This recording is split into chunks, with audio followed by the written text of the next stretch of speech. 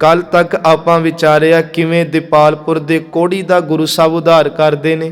लाहौर दी धरती ते जाके वहमां भरमां दे विच दुनी चंद नूं कढ के ते ओनू सतगुरु जी अपने घर दा नाम तरीक सिख बनाउंदे ने। हक दी कमाई करदा ते ओदी हवेली दे विच संगत जी हुण दोने वेले संगत होनी शुरू हो जांदी। आप भी जुड़दा ते लाहौर दी धरती च होरां नूं भी जोड़दा। सतगुरु पातशाह जी इत्थों चल के हुण बाबा लालो जी दे घर चले आ। जदों सतगुरु जी सैदपुर पहुंचे ना संगत जी, ते जिन्हों एमनाबाद भी इतिहास च कहा जाता है, इत्थे गुरु नानक देव महाराज सच्चे पातशाह कहते अजे ना दर दे बाहर ने ते दरवाजा बंद है। बड़ा रस भरिया इतिहासकारां ने। ते बाबा लालो जी अंदर बैठे आ। गुरु नानक देव महाराज जी लालो जी को गए ते सतगुरु जी ने ना आवाज दी कि पुरखा घरे है। ते मरदाना जी जदों आवाज दिंदे ने ते अंदरों आवाज आई कौन, ते मरदाना जी कहते मुसाफिर आ। ध्यान नाल सुनियो। ते लालो जी दी सुरत जागी सी, नाम बंदगी वाला सुची किरत वाला सी। ते अगों जवाब आया ये तां संसार ही मुसाफिर करना है, सदीवी ते इत्थे है ही कोई नहीं। एक प्रमाण इत्थे असीं पढ़दे बटाऊ सो जो लावे ने ताको हाथ ना आवे के। संगत जी बटाऊ कहते ने मुसाफिर नूं। ਅਸੀਂ ਸਫ਼ਰ ਕਰਦੇ ਆ, ਸਫ਼ਰ ਕਰਦਿਆਂ ਜੋ ਸਾਡੇ ਨਾਲ ਬੈਠੇ ਅਸੀਂ ਗੱਲਾਂ ਕਰਨੀਆਂ ਸ਼ੁਰੂ ਕਰ ਦਿੰਦੇ ਆ, ਗੱਲਾਂ ਨਾਲ ਮੋਹ ਪੈ ਜਾਂਦਾ।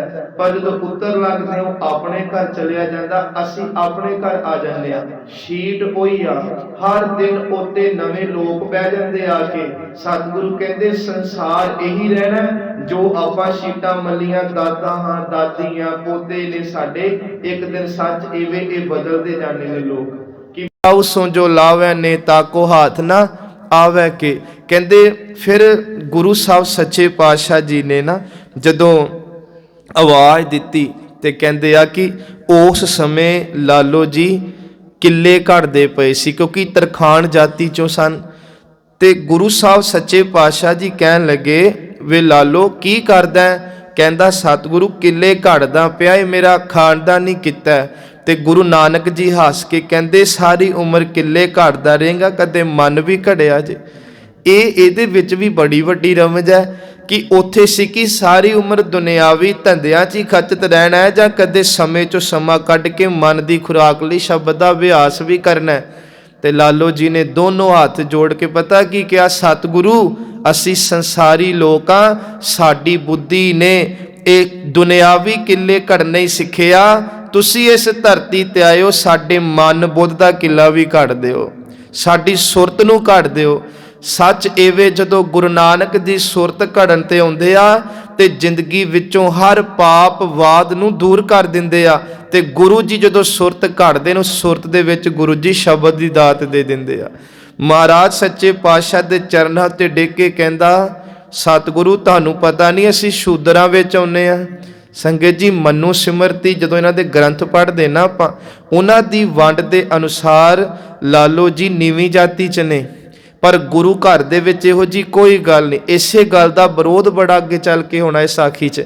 गुरु साहब जी कहंदे असीं शरीर नूं जात नहीं मनदे, कर्म नूं जात मनदे आ।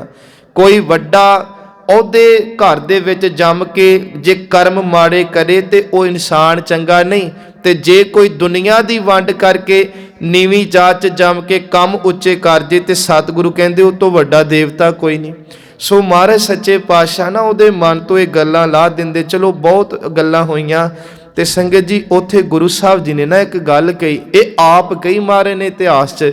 कहंदे वे लालो असीं प्रशादा छकना, भुख लगी आ।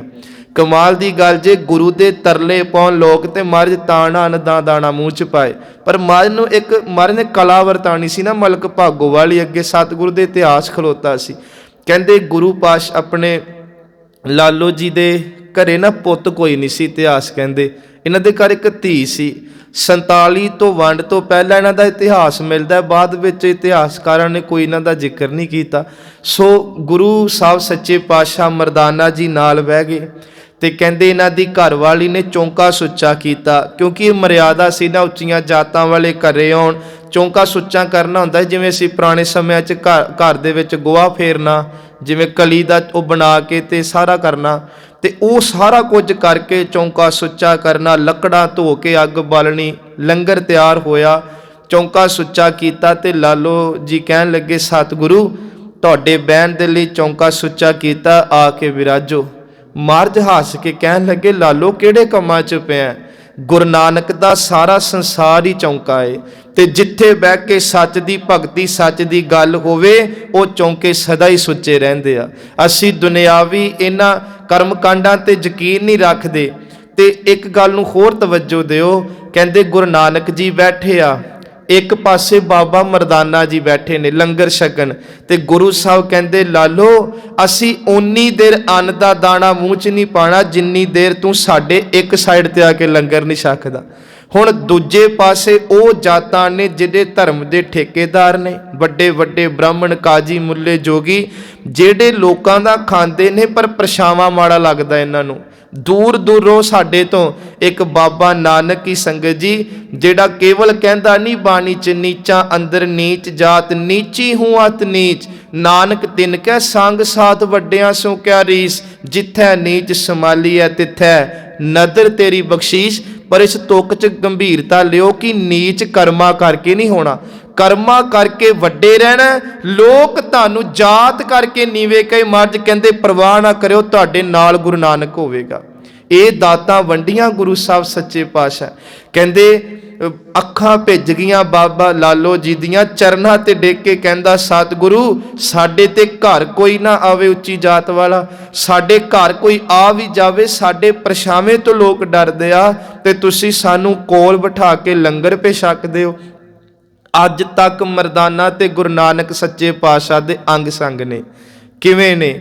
ਕਹਿੰਦੇ ਜਦੋਂ ਬਾਬਾ ਮਰਦਾਨਾ ਜੀ ਇੱਕ ਥਾਂ ਬੈਠੇ, ਬਾਬਾ ਲਾਲੋ ਜੀ ਇੱਕ ਥਾਂ ਬੈਠੇ, ਗੁਰੂ ਸਾਹਿਬ ਨੇ ਉਹਦੇ ਘਰ 'ਚ ਲੰਗਰ ਛਕਿਆ ਤੇ ਸੰਗਤ ਜੀ ਸਤਿਗੁਰੂ ਦੀ ਬਾਣੀ ਦਾ ਕੀਰਤਨ ਕੀਤਾ। ਤੇ ਕੱਲਾ ਕੀਰਤਨ ਨਹੀਂ ਕੀਤਾ, ਜਦੋਂ ਲਾਲੋ ਜੀ ਨੇ ਗੱਲ ਕਹੀ ਨਾ ਸਤਿਗੁਰੂ ਤੁਸੀਂ ਇਸ ਧਰਤੀ ਨੂੰ ਤਾਰ ਨਾ ਆਇਓ ਤੇ ਤੁਸੀਂ ਕੀਰਤਨ ਕਰੋ, ਮਰਦਾਨਾ ਜੀ ਰਬਾਬ ਵਜਾਉਣ, ਤੇ ਸੁਣਨ ਕੋਈ ਵੀ ਨਾ ਆਵੇ। ਕੋਈ ਸੁਣਨ ਨਹੀਂ ਸੀ ਆਇਆ, ਕੇਵਲ ਬਾਬਾ ਲਾਲੋ, ਉਹਨਾਂ ਦੀ ਘਰਵਾਲੀ ਤੇ ਮਹਾਰਾਜ ਸੱਚੇ ਪਾਤਸ਼ਾਹ ਤੇ ਮਰਦਾਨਾ। ਗੁਰੂ ਸਾਹਿਬ ਨੇ ਇੱਕ ਗੱਲ ਕਹੀ ਸੀ ਸੰਗਤ ਜੀ, ਜਦੋਂ ਅਸੀਂ ਧਰਮ ਦੀ ਦੁਨੀਆ 'ਚ ਆਉਂਦੇ ਨਾ, ਅੱਜ ਵੀ ਉਹ ਹਾਲ ਹੋ ਗਏ ਆ ਕਿ ਅਸੀਂ ਕਿੱਧਰ ਨੂੰ ਤੁਰ ਪਏ ਆ ਨਾ, ਸਾਨੂੰ ਬਾਣੀ ਕੀਰਤਨ ਕਥਾ ਚੰਗੀ ਹੋਈ ਨਹੀਂ ਲੱਗਦੀ।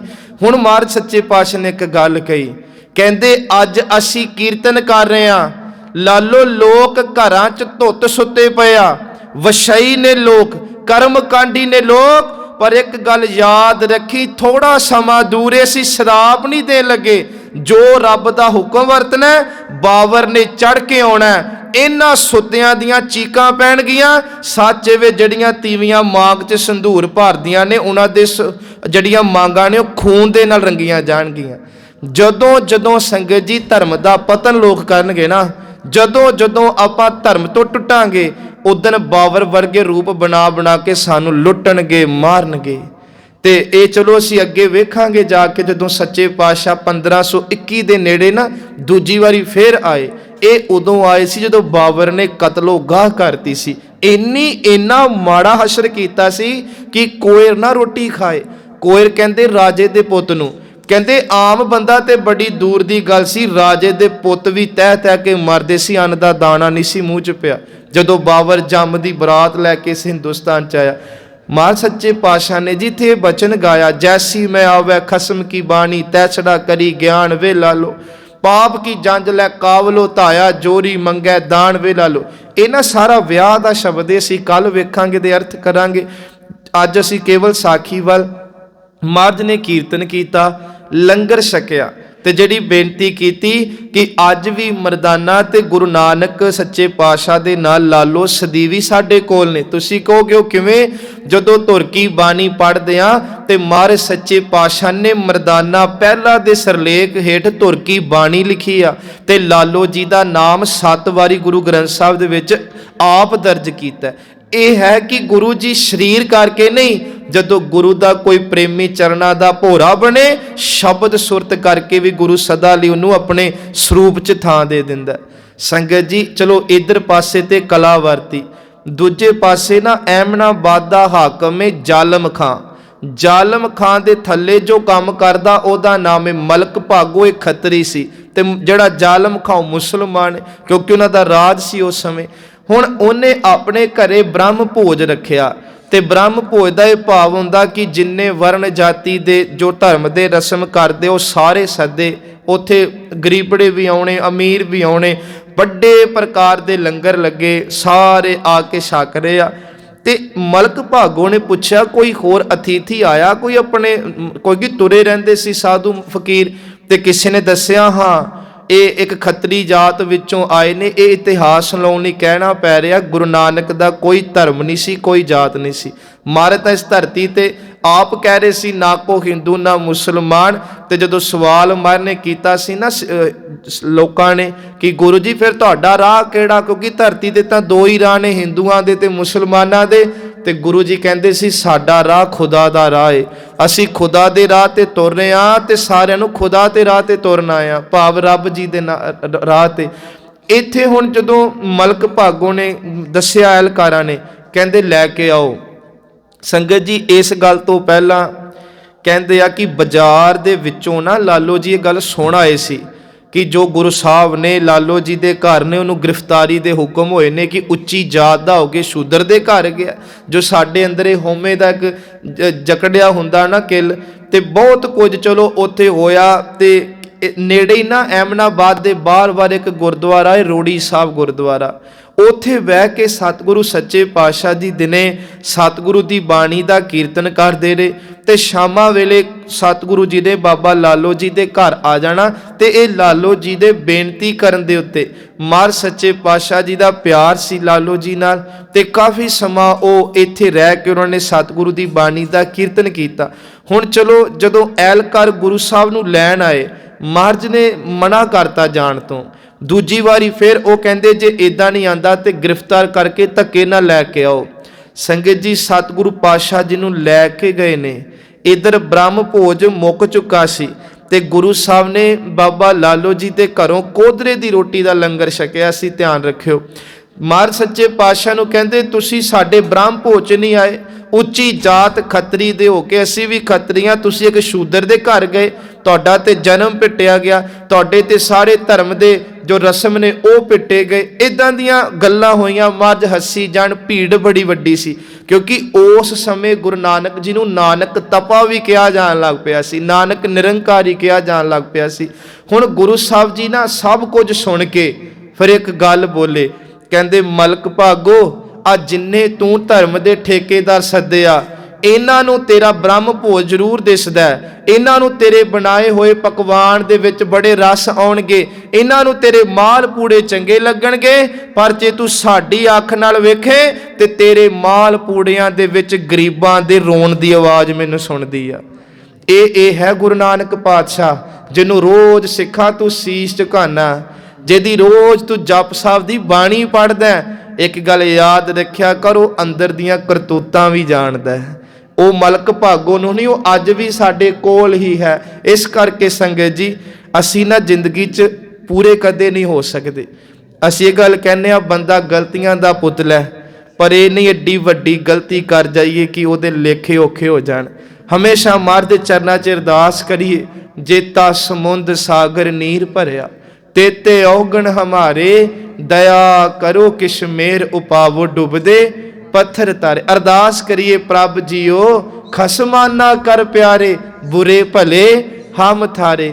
ਸਤਿਗੁਰੂ ਇਹ ਸਰੀਰ ਕੋਲੋਂ ਬੜੀਆਂ ਭੁੱਲਾਂ ਹੋ ਜਾਂਦੀਆਂ, ਨਾ ਚਾਹੁੰਦਿਆਂ ਵੀ ਕੁਝ ਕਰਮ ਮਾੜੇ ਹੋ ਜਾਂਦੇ, ਪਰ ਅਸੀਂ ਹੰਕਾਰ ਨਹੀਂ ਕਰਦੇ, ਅਸੀਂ ਨਿਮਰਤਾ 'ਚ ਅਰਦਾਸ ਕਰਦੇ ਹਾਂ ਉਹਨਾਂ ਕਰਮਾਂ ਤੋਂ ਛਡਾ ਲਿਓ ਤੇ ਆਪਣੀ ਨਜ਼ਰ ਦੇ ਨਾਲ ਸਾਨੂੰ ਆਪਣੇ ਤੋਂ ਦੂਰ ਨਾ ਕਰਿਓ। ਹਮੇਸ਼ਾ ਆਪਾਂ ਨਿਮਰਤਾ 'ਚ ਰਹੀਏ। ਕਹਿੰਦੇ ਮਲਕ ਭਾਗੋ ਨੇ ਜਦੋਂ ਇੰਨੀਆਂ ਉੱਚੀਆਂ ਉੱਚੀਆਂ ਗੱਲਾਂ ਕੀਤੀਆਂ, ਗੁਰੂ ਸਾਹਿਬ ਨੇ ਨਾ ਇੱਕ ਤਰਕ ਨਾਲ ਜਵਾਬ ਦਿੱਤਾ ਜੀ। ਮਹਾਰਾਜ ਸੱਚੇ ਪਾਤਸ਼ਾਹ ਨੂੰ ਤੇ ਇੱਕ ਸ਼ਬਦ ਉਚਾਰਿਆ। ਗੁਰੂ ਸਾਹਿਬ ਜੀ ਕਹਿੰਦੇ ਮਲਕ ਭਾਗੋ ਤੂੰ ਚਿੱਟਾ ਕੁੜਤਾ ਪਜਾਮਾ ਪਾ ਕੇ, ਕਿਉਂਕਿ ਸਮੇਂ ਦਾ ਤੂੰ ਬਹੁਤ ਵੱਡਾ ਸੇਠ ਹੈ ਇਸ ਇਲਾਕੇ ਦਾ, ਕੁੜਤਾ ਪਜਾਮਾ ਚਿੱਟਾ ਪਾ ਕੇ ਤੂੰ ਬਾਜ਼ਾਰ 'ਚ ਘੁੰਮੇ, ਲੋਕਾਂ 'ਚ ਵਿਚਰੇ, ਰੱਬ ਨਾ ਕਰੇ ਤੇਰੇ ਕੁੜਤੇ ਨੂੰ ਖੂਨ ਦੇ ਛਿੱਟੇ ਪੈ ਜਾਣ, ਪਿੱਟਿਆ ਜਾਏ ਤੇਰਾ ਕੁੜਤਾ, ਕੀ ਤੂੰ ਉਹ ਪਾ ਕੇ ਤੇ ਫਿਰ ਘੁੰਮੇਗਾ ਬਾਜ਼ਾਰ 'ਚ, ਲੋਕਾਂ 'ਚ ਬਹਿਣ ਖਲੋਣ ਤੇ ਰੱਖੇਗਾ? ਕਹਿੰਦਾ ਨਹੀਂ ਮਹਾਰਾਜ ਜੀ, ਜਦੋਂ ਖੂਨ ਦੇ ਛਿੱਟੇ ਪੈ ਗਏ ਉਹ ਤਾਂ ਭਿੱਟਿਆ ਗਿਆ, ਮੈਂ ਤੇ ਫਿਰ ਬਦਲ ਕੇ ਹੋਰ ਪਾਵਾਂਗਾ। ਹੁਣ ਮਹਾਰਾਜ ਹੱਸ ਕੇ ਕਹਿੰਦੇ, ਵੇ ਮਲਕ ਭਾਗੋ, ਤੇਰੇ ਤਨ ਤੇ ਪਾਏ ਚਿੱਟੇ ਕੁੜਤੇ ਤੇ ਕੁਝ ਦਾਗ ਪਏ ਤੇ ਤੂੰ ਕਿਹਾ ਚੋਲਾ ਭਿੱਟਿਆ ਗਿਆ, ਮੈਨੂੰ ਬਦਲ ਕੇ ਦਿਓ।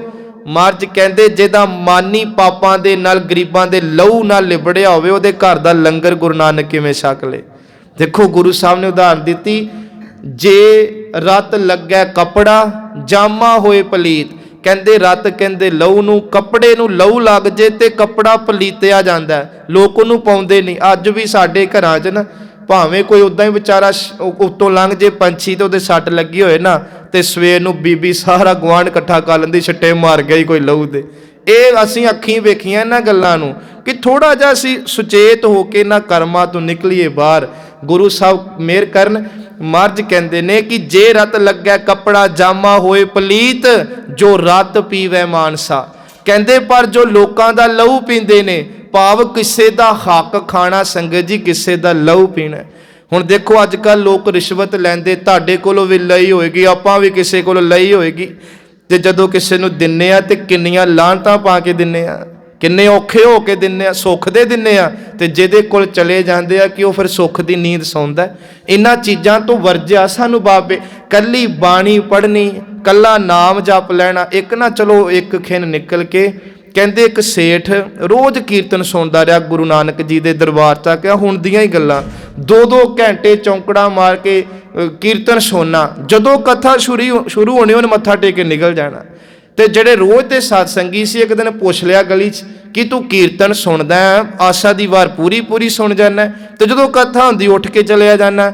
ਹੱਸ ਕੇ ਪਤਾ ਕੀ ਕਹਿੰਦਾ ਕੀਰਤਨ ਦੀ ਸਮਝ ਨਹੀਂ ਆਉਂਦੀ ਤੇ ਕਥਾ ਚਪੇੜਾ ਮਾਰਦੀ, ਖਾਏ ਕੌਣ ਬਹਿ ਕੇ। ਅੱਜ ਸਾਡਾ ਬਹੁਤਿਆਂ ਦਾ ਹੀ ਹਾਲ ਹੈ, ਕਿਉਂਕਿ ਬਾਣੀ ਦੇ ਹੱਥ ਤੇ ਆਉਂਦੇ ਨਹੀਂ, ਕੀਰਤਨ ਸੁਣਦੇ ਆ, ਏਦਾਂ ਧੋਣਾ ਲਾਉਂਦੇ ਆ, ਤੇ ਜਦੋਂ ਕਥਾ ਤੇ ਬਾਣੀ ਦੀ ਆ ਨਾ ਜੀ, ਤੇ ਫਿਰ ਬੰਦਾ ਸਿਰ ਐ ਵਿੱਚ ਦੇ ਕਹਿੰਦਾ ਮਣਾ ਹੁਣ ਭੋਗ ਪੈ ਹੀ ਜਾਏ, ਕਿੰਨੀ ਕੁ ਬੇਇੱਜ਼ਤੀ ਕਰਾਈਏ ਮਹਾਰਾਜ ਕੋਲੋਂ ਆਪਣੀ। ਇਹ ਸੱਚੀਆਂ ਗੱਲਾਂ ਨੇ, ਤੇ ਇਹ ਕਿਸੇ ਨੂੰ ਹੀ ਸੰਗਤ ਜੀ ਜਿਨ੍ਹਾਂ ਦੇ ਹਿਰਦੇ ਸੱਚੇ ਹੋ ਜਾਂਦੇ ਨਾ, ਉਹ ਫਿਰ ਮਹਾਰਾਜ ਅੱਗੇ ਤਰਲਾ ਲੈਂਦੇ, ਸਤਿਗੁਰੂ ਮਿਹਰਾਮਤ ਕਰੀ। ਗੁਰੂ ਜੀ ਨੇ ਕਿਹਾ ਜੋ ਰਤ ਪੀਵੈ ਮਾਨਸਾ, ਤਿੰਨ ਕਿਉਂ ਨਿਰਮਲ ਚੀਤ। ਉਹਨਾਂ ਦੇ ਚਿੱਤ ਕਿਵੇਂ ਨਿਰਮਲ ਰਹਿ ਸਕਦੇ ਨੇ। ਸੋ ਇਹ ਹੈ ਗੁਰੂ ਸਾਹਿਬ ਨੇ ਇੱਦਾਂ ਦੀਆਂ ਜਦੋਂ ਉਦਾਹਰਨਾਂ ਦਿੱਤੀਆਂ ਨਾ ਜੀ, ਇਹਦੀ ਅਜੇ ਆਕੜ ਟੁੱਟੀ ਆ, ਪਰ ਇੰਨੀ ਨਹੀਂ ਟੁੱਟੀ। ਕਹਿੰਦੇ ਇਤਿਹਾਸਕਾਰ ਭਾਈ ਵੀਰ ਸਿੰਘ ਕਿ ਇਹ ਗੱਲ ਕਹਿ ਕੇ ਮਹਾਰਾਜ ਜੀ ਫਿਰ ਲਾਲੋ ਜੀ ਦੇ ਘਰੇ ਆ ਗਏ, ਤੇ ਬਾਹਰ ਰੋੜੀ ਸਾਹਿਬ ਬਹਿ ਗਏ, ਕਿਉਂਕਿ ਸਾਖੀ ਮੁੱਕੀ ਨਹੀਂ। ਅਸੀਂ ਚਲੋ ਗੁਰੂ ਮਿਹਰ ਕਰੇ ਕੁਝ ਨਵਾਂ ਜੋ ਹੁੰਦਾ ਉਹ ਸਾਖੀ 'ਚ ਜ਼ਰੂਰ ਆਵੇ। ਕਹਿੰਦੇ ਜਦੋਂ ਮਹਾਰਾਜ ਜੀ ਬਾਹਰ ਬੈਠੇ ਨਾ, ਤੇ ਐਮਨਾਬਾਦ ਦੇ ਨੇੜੇ ਹੀ ਨਾ ਇੱਕ ਸੰਢਿਆਲੀ ਇਲਾਕਾ ਪੈਂਦਾ, ਬਿਲਕੁਲ ਲਾਗੇ ਜਿਵੇਂ ਅੱਜ ਕੱਲ੍ਹ ਪਿੰਡ ਜੁੜੇ ਹੁੰਦੇ। ਇੱਥੋਂ ਦੇ ਹਾਕਮ ਦਾ ਇੱਕ ਪੁੱਤ ਬਿਮਾਰ ਹੋ ਗਿਆ ਬੜਾ ਜ਼ਿਆਦਾ, ਉਹਨੇ ਇਲਾਜ ਕਰਾਏ ਕਿਤੋਂ ਹੋਣ ਨਾ, ਉਹ ਮਲਕ ਭਾਗੋ ਕੋਲ ਆਇਆ, ਕਿਉਂਕਿ ਉਹਨੂੰ ਪਤਾ ਸੀ ਇਹ ਵੱਡੇ ਬ੍ਰਹਮ ਭੋਜ ਕਰਦਾ ਰਹਿੰਦਾ, ਇਹਨੂੰ ਸਾਧੂਆਂ ਫਕੀਰਾਂ ਦਾ ਪਤਾ। ਤੇ ਸਾਡੇ 'ਚ ਵੀ ਹੁੰਦਾ ਨਾ ਕਿ ਜਦੋਂ ਕੋਈ ਸਰੀਰ ਦਾ ਇਲਾਜ ਦਵਾਈ ਕਰਕੇ ਨਾ ਹੋਵੇ, ਫਿਰ ਅਸੀਂ ਹੁੰਦਾ ਕਿ ਚਲੋ ਕਿਸੇ ਮਹਾਂਪੁਰਖ ਕੋਲੋਂ ਅਰਦਾਸ ਕਰਾ ਕੇ ਵੇਖੀਏ ਕਿਰਪਾ ਹੋ ਜੇ। ਉਸ ਸਮੇਂ ਹਾਕਮ ਚੱਲ ਕੇ ਮਲਕ ਭਾਗੋ ਕੋਲ ਆਇਆ। ਉਹ ਕਹਿੰਦਾ ਕਿ ਮੇਰਾ ਪੁੱਤ ਤੇ ਜਵਾਨ ਹੈ ਪਰ ਮਰਨ ਕੰਢੇ ਪਿਆ, ਇਲਾਜ ਕਰਾ ਕੇ ਥੱਕ ਗਿਆ, ਹੁਣ ਇਲਾਜ ਕਿਵੇਂ ਹੋਵੇ। ਹੁਣ ਮਲਕ ਭਾਗੋ ਕਹਿੰਦਾ ਏਦਾਂ ਕਰ, ਕਿਸੇ ਸਾਧੂ ਸੰਤ ਕੋਲ ਪੁੱਗੇ ਕੋਲੋਂ ਅਰਦਾਸ ਕਰਾ। ਉਹ ਕਹਿੰਦਾ ਕਿ ਮੈਨੂੰ ਕਿਵੇਂ ਪਤਾ ਲੱਗੇ ਕਿ ਹੁਣ ਪੁੱਗਾ ਕੌਣ ਹੈ। ਉਹ ਕਹਿੰਦਾ ਤੇਰੇ ਇਲਾਕੇ ਦੇ ਜਿੰਨੇ ਆ ਸਾਰੇ ਗ੍ਰਿਫਤਾਰ ਕਰਕੇ ਅੰਦਰ ਸੁੱਟ। ਸੰਗਤ ਜੀ ਇਦਾਂ ਹੀ ਹੋਇਆ, ਉਹਨੇ ਹੁਕਮ ਦਿੱਤਾ, ਜਿੰਨੇ ਸਾਧੂ ਸੰਤ ਉਹਦੇ ਆਏ ਕਾਬੂ, ਉਹਨੇ ਸਾਰੇ ਅੰਦਰ ਸੁੱਟੇ। ਇਤਿਹਾਸ ਕਹਿੰਦੇ ਗੁਰੂ ਨਾਨਕ ਜੀ ਨੇ ਆਪ ਕਲਾ ਵਰਤਾਈ, ਉਹ ਵੀ ਗ੍ਰਿਫਤਾਰ ਹੋ ਗਏ। ਇਹ ਘਟਨਾ ਸੁਣਿਓ ਧਿਆਨ ਦੇ ਨਾਲ। ਜਦੋਂ ਮਹਾਰਾਜ ਜੀ ਮਰਦਾਨਾ ਜੀ ਕਹਿੰਦੇ ਸਤਿਗੁਰੂ ਇਹ ਕੀ, ਗੁਰੂ ਸਾਹਿਬ ਕਹਿੰਦੇ ਵੇਖ ਮਰਦਾਨੇ ਅੱਜ ਰੰਗ ਕਰਤਾਰ ਦੇ। ਮਹਾਰਾਜ ਜੀ ਨੇ ਵੇਖੋ ਉੱਥੇ ਨਾ ਜਦੋਂ ਟਾਈਟਲ ਦਿੱਤਾ ਨਾ, ਤੇ ਟਾਈਟਲ ਇਹ ਦਿੱਤਾ ਬੰਦੀਆਂ ਨੂੰ ਰਿਹਾ ਗੁਰੂ ਸਾਹਿਬ ਕਿਵੇਂ ਕਰਵਾਉਂਦੇ ਨੇ। ਕਈ ਵਾਰੀ ਕਰਵਾਇਆ ਜੀ ਮਹਾਰਾਜ ਸੱਚੇ ਪਾਤਸ਼ਾਹ। ਚਲੋ ਉੱਥੇ ਚਲੇ ਗਏ ਤੇ ਇਹਨੇ ਨਾ ਹੱਥ ਜੋੜ ਲਏ ਹਾਕਮ ਨੇ, ਤੇ ਕਹਿਣ ਲੱਗਾ ਸਾਧੂ ਸੰਤੋ ਮੇਰਾ ਪੁੱਤ ਮਰਨ ਕੰਢੇ ਪਿਆ, ਤੁਸੀਂ ਦੁਆ ਕਰੋ, ਤੁਹਾਡੀ ਰੱਬ ਨੇੜੇ ਹੋ ਕੇ ਸੁਣਦਾ, ਤੁਸੀਂ ਦੁਆ ਕਰੋ ਮੇਰਾ ਪੁੱਤ ਰਾਜੀ ਹੋ ਜੇ। ਇਤਿਹਾਸਕਾਰ ਕਹਿੰਦੇ ਕੋਈ ਨਹੀਂ ਬੋਲਿਆ, ਕਿਉਂਕਿ ਉਹ ਵਿਚਾਰੇ ਡਰੇ ਸਹਿਮੇ ਨੇ ਕਿ ਸਾਨੂੰ ਗ੍ਰਿਫਤਾਰ ਬਿਨਾਂ ਗੱਲੋਂ ਕਰ ਲਿਆ। ਗੁਰੂ ਨਾਨਕ ਜੀ ਬੋਲੇ, ਤੇ ਬੋਲ ਕੇ ਪਤਾ ਕੀ ਕਹਿੰਦੇ ਇੱਕ ਗੱਲ ਦੱਸ, ਕਦੇ ਕਿੱਕਰ ਬੀਜ ਕੇ ਅੰਗੂਰ ਉਗਦੇ ਨੇ? देखो महाराज दा सवाल सुनियो, कहते हाकम नूं कहण लगे किकर बीज के कदे अंगूर उगदे ने? कहंदा बिल्कुल नहीं उगदे। महाराज कहंदे साधुआं संतां नूं गिरफ्तार करके धक्के नाल अरदासां कराउणा, ये अरदासां भी कदे फलीभूत नहीं होणगीਆਂ, धक्के नाल नहीं। गुरु साहब कहंदे तूं जे लोड़ बांसी ना ते चरनी ढठदा सत्कार नाल लैके आउंदा। हुण चरना ते डिग के कहंदा जो है बहुत कुछ वैसे लमेरी साखी है, मैनू बख्श लो, मैं अपने पुੱਤ दे मूँह करके समझिया ही ना कि गलत की ते चंगा की, मैं सारियां नू छड्डदा, पर मेरे पुੱਤ नू बचा लो तुसी किवें ना किवें करके। गुरु साहब कहंदे तेरा पुੱਤ ठीक हो सकदा है, पर ਉਹਦੇ ਲਈ ਤੈਨੂੰ ਕਿਸੇ ਮਹਾਂਪੁਰਖ ਦੇ ਝੂਠੇ ਟੁੱਕੜ ਨੂੰ ਛਕਣਾ ਪੈਣਾ, ਤੇਰੇ ਪੁੱਤ ਨੂੰ ਛਕਾਉਣਾ ਪੈਣਾ। ਹੁਣ ਇਹ ਵੱਡੀ ਵੱਡੀ ਗੱਲ ਸੀ ਕਿ ਸਮੇਂ ਦਾ ਹਾਕਮ ਹੈ, ਮੁਸਲਮਾਨ ਹੈ, ਤੇ ਉਤੋਂ ਵੱਡੀਆਂ ਜਾਤਾਂ ਵਾਲੇ ਨੀਵਿਆਂ ਨੂੰ ਤੇ ਅੱਗੇ ਨਹੀਂ ਨੇੜੇ ਆਉਣ ਦਿੰਦੇ। ਇਹ ਗੱਲ ਭਾਈ ਵੀਰ ਸਿੰਘ ਲਿਖਦੇ ਆ, ਕਿਉਂਕਿ ਕਥਾ ਨੈਟ ਤੇ ਪੈਣੀ ਹੁੰਦੀ, ਕਈ ਵਾਰੀ ਬੰਦਾ ਤਰਕ ਕਰ ਦਿੰਦਾ ਕਿੱਥੋਂ ਪੜਿਆ ਜੀ, ਇਹ ਨਵੀਂ ਗੱਲ ਤੇ ਅਸੀਂ ਸੁਣੀ ਨਹੀਂ ਕਦੇ। ਹੁਣ ਗੁਰੂ ਸਾਹਿਬ ਸੱਚੇ ਪਾਤਸ਼ਾਹ ਜੀ ਕਹਿੰਦੇ ਕਿਸੇ ਸਾਧੂ ਦਾ ਜਿਹੜਾ ਇਮਾਨਦਾਰ ਹੋਵੇ, ਰੱਬ ਚ ਲੀਨ ਹੋਵੇ, ਉਹਦਾ ਝੂਠਾ ਟੁੱਕੜ ਤੇਰੇ ਪੁੱਤ ਨੂੰ ਖਵਾਈਏ ਤੇ ਠੀਕ ਹੋ ਸਕਦਾ। ਕਹਿੰਦਾ ਜੋ ਜੀ ਆਏ ਕਰੋ, ਮੇਰਾ ਪੁੱਤ ਰਾਜੀ ਕਰ ਦੋ। ਮਹਾਰਾਜ ਨੇ ਆਵਾਜ਼ ਮਾਰੀ, ਵੇ ਲਾਲੋ ਆਪਣੇ ਘਰ ਜਾ, ਆਪਣੇ ਘਰ ਜਾ ਕੇ ਆਪਣਾ ਝੂਠਾ ਟੁੱਕੜ ਲੈ ਕੇ ਆ ਕੋਧਰੇ ਦਾ, ਅੱਜ ਇਹਦੇ ਪੁੱਤ ਨੂੰ ਖਵਾ, ਤੇਰੇ ਝੂਠ ਦੇ ਟੁੱਕ ਦੇ ਨਾਲ ਦਾ ਪੁੱਤ ਰਾਜੀ ਹੋਵੇਗਾ। ਇਹ ਹੈ ਬਾਬੇ ਲਾਲੋ ਜੀ ਦਾ ਇਤਿਹਾਸ। ਸਤਿਗੁਰੂ ਮਹਾਰਾਜ ਲਾਲੋ ਜੀ ਨੂੰ ਘਰ ਭੇਜਦੇ ਨੇ, ਲਾਲੋ ਜੀ ਜਾਂਦਾ। ਸੰਗਤ ਜੀ ਵੇ ਇੱਕ ਚੀਜ਼ ਨੋਟ ਕਰੋ, ਇਹ ਤਾਂ ਇੱਕ ਬਹਾਨਾ ਸੀ ਨਾ ਕਿ ਟੁੱਕੜ ਲਾਲੋ ਘਰ ਲੈ ਕੇ ਆ, ਕਲਾ ਤਾਂ ਗੁਰੂ ਨਾਨਕ ਵਰਤਾਂਦੇ ਪਏ ਆ, ਮਹਾਰਾਜ ਪ੍ਰਗਟ ਕਰਦੇ ਪਏ ਆ ਉਸ ਲਾਲੋ ਜੀ ਨੂੰ ਜਿਹਦੇ ਪਰਛਾਵੇਂ ਤੋਂ ਫਿਰ ਬੇਨਤੀ ਆ ਲੋਕ ਕੰਨੀ ਕਤਰਾਉਂਦੇ ਆ। ਕਹਿੰਦੇ ਘਰ ਗਏ, ਲਾਲੋ ਜੀ ਲੈ ਕੇ ਆਏ ਟੁੱਕੜ, ਪੁੱਤ ਨੂੰ ਖਵਾਇਆ ਤੇ ਸੰਗਤ ਜੀ ਦਿਨਾਂ 'ਚ ਪੁੱਤ ਰਾਜੀ ਹੋ ਗਿਆ। ਜਦੋਂ ਇਹ ਗੱਲ ਮਲਕ ਭਾਗੋ ਨੇ ਸੁਣੀ ਨਾ, ਹੁਣ ਮਨ ਭਤੀਜਿਆ ਗਿਆ ਕਿ ਇਹ ਕੋਈ ਵਲੀ ਪੈਗੰਬਰ ਧਰਤੀ ਤੇ ਆਇਆ, ਮੈਂ ਤੇ ਐਵੇਂ ਇਹਦੇ ਨਾਲ ਮੱਥਾ ਲਾ ਰਿਹਾ ਸੀ।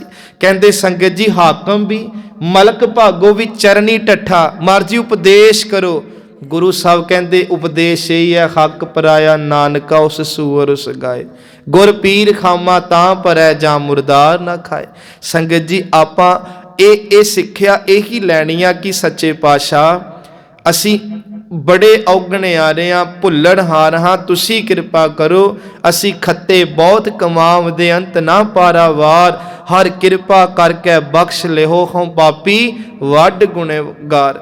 ਲੇਖੈ ਕਤੈ ਨਾ ਛੂਟੀਐ ਖਿਨ ਖਿਨ ਭੂਲਣਹਾਰ, ਬਖਸ਼ਣਹਾਰ ਬਖਸ਼ ਲੈ ਨਾਨਕ ਪਾਰ ਉਤਾਰ। ਸੋ ਜਦੋਂ ਆਪਾਂ ਵੀ ਚਰਨੀ ਢੱਠ ਕੇ ਗੁਰੂ ਜੀ ਅੱਗੇ ਅਰਦਾਸ ਕਰਦੇ ਹਾਂ ਤੇ ਸੰਗਤ ਜੀ ਗੁਰੂ ਸਾਹਿਬ ਕਦੇ ਵੀ ਸਾਡੇ ਔਗਣਾਂ ਨੂੰ ਖਿਲਾਰਦੇ ਨਹੀਂ, ਔਗਣਾਂ ਨੂੰ ਦੁਨੀਆ ਅੱਗੇ ਨਸ਼ਰ ਨਹੀਂ ਕਰਦੇ।